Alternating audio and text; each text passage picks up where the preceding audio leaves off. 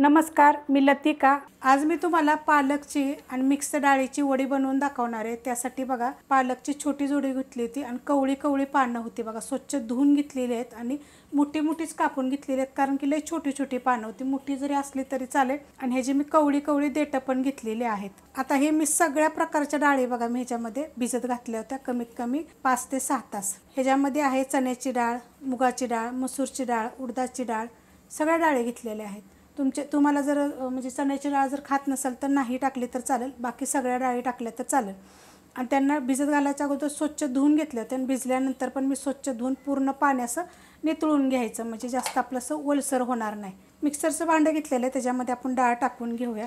मिक्सरच्या भांड्यामध्ये बघा डाळ काढून घेतलेली आहे। तर ह्या डाळी किती येते, तर ह्या वाटीच्या मापानं सगळ्या डाळी सपाट सपाट वाटी होत्या आणि त्या मी भिजत घातल्या, तर त्याची एवढी डाळ झालेली आहे बघा।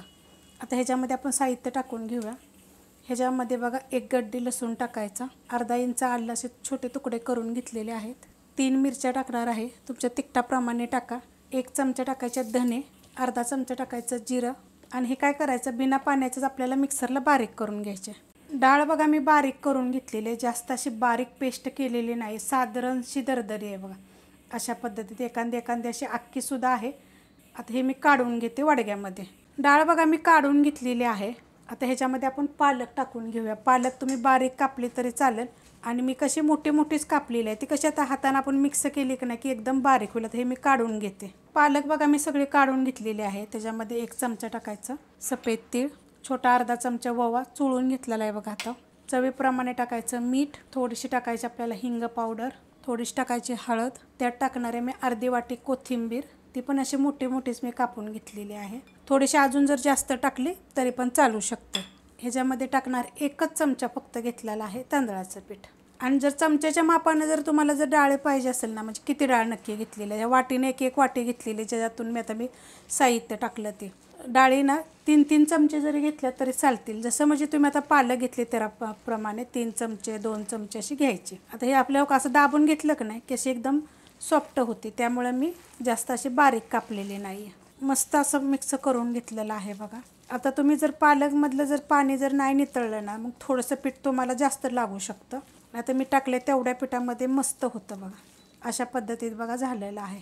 झाकण काढून घेते बघा, टोप ठेवलेला आहे, टोपामध्ये मी पाणी ठेवलेलं आहे 2 ग्लास आणि चाळण ठेवली। चाळणीला मी काय केलेलं आहे माहिती आहे का, तेल लावून घेतलेलं आहे।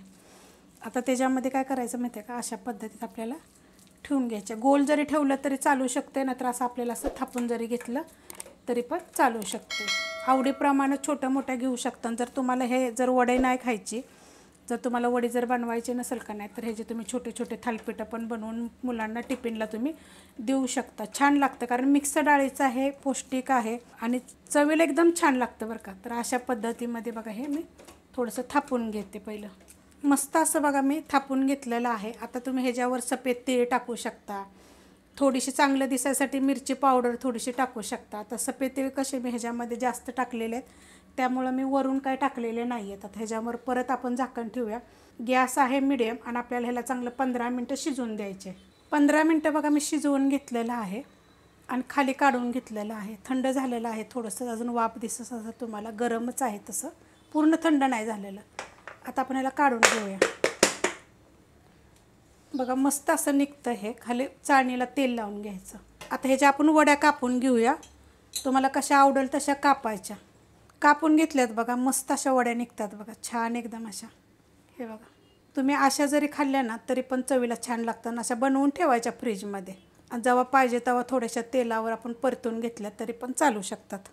तेल ठेवलं आहे बघा गरम करायला, चांगलं कडक गरम झालेलं आहे आणि वडीला बघा आतपर्यंत जाळीसारखं आहे। हे बघा अशा पद्धतीमध्ये एकदम छान लागतात बरं का चवीला। आणि ह्याच्यामध्ये भाजीचं प्रमाण बघा मी जास्त घातलेलं आहे, डाळीचं प्रमाण थोडंसं कमीच आहे। नाश्त्यासाठी सुद्धा तुम्ही जर अशा वड्या नसल्या अशा पद्धतीत जरी बनवून तुम्ही जरी नाश्त्याला थोड्याशा तेलावर असं जर परतून दिल्या तरी चालतील, किंवा अशाच जरी खाल्ल्या का नाही चटण्यांबरोबर तरी पण इतक्या छान लागतात। तुम्ही करून बघा। आता हे असे एक मी साईडला असं लावून मस्त अशा भाजून घेते बघा गोल्डन कलरवर। पलटी करून घेऊया बघा, मस्त अशा होत्या त्या आणि एकदम अशा कुरकुरीत आणि एकदम चवीला वेगळ्या बरं का। मी खूप रेसिपी दाखवते तुम्हाला बरं का वेगळ्या पद्धतीनं, की तुम्ही अशा पण करू शकता. आणि वड्यांच्या तर खूप रेसिपी आहेत बरं का. पालकची वडी, सगळ्या वड्या मी टाकलेल्या आहेत.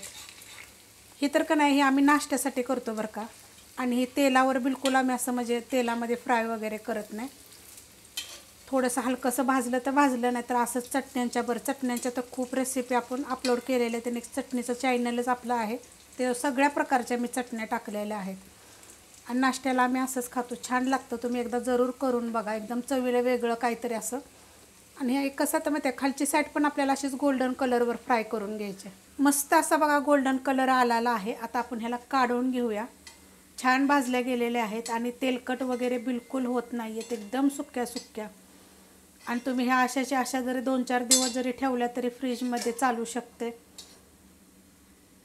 मस्त बघा. आता हे गणपतीच्या टायमाला म्हणा, ह्याच्या टायमाला म्हणा, अशी पाहुणी वगैरे येतात किंवा आपल्याला ह्याला एकदम कुरकुरीत, एकदम छान आणि चवीला एक नंबर लागतात. अशा पद्धतीत तुम्ही करून बघा. रेसिपी आवडली तर लाईक करा, सबस्क्राईब करा, कमेंट करा आणि शेअर बी करा.